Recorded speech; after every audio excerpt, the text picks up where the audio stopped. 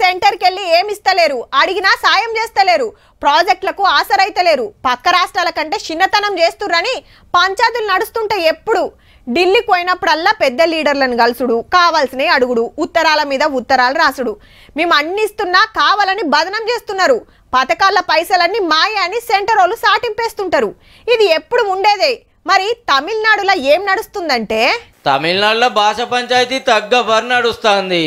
ఇటు state government అటు centre government మా భాషే మాకు గొప్ప అని డిఎంకే హిందీ కూడా నేర్చుకోవాల్సిందే అని బీజేపీ. ఈడి కాక మీరు గెట్అవుట్ అంటే మీరు గెట్అవుట్ అనే దానికి పోయింది.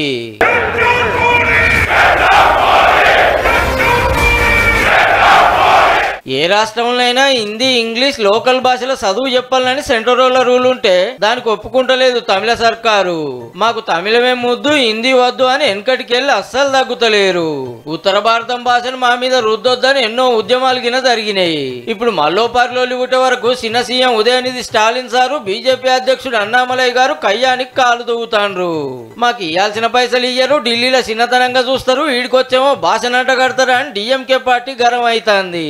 ఈ ముచ్చట మీద కమలం పార్టీ ఒక దిక్కు, కడమ పార్టీలో ఒక్క దిక్కు అయినాయి.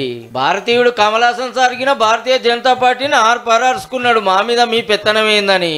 తమిళ పళ్ళు దేనికైనా ఓర్చుకుంటారు కానీ ఇందంటేనే ఇంతెత్తే గురుతారు. మరి లేలే హిందీ చాలా రాష్ట్రాల్లో మాట్లాడతారు, తతిమోళ్ళు కూడా నేర్చుకుంటే తప్పేంది అనేది కమలం పార్టీ వాళ్ళ మాట. అసెంబ్లీ ఓట్లకు టైం దగ్గర పడుతున్నాయల్లా భాష పంచాయతీ ఎటుకెళ్ళి ఎటుపోతుందో చూడాలి మరి.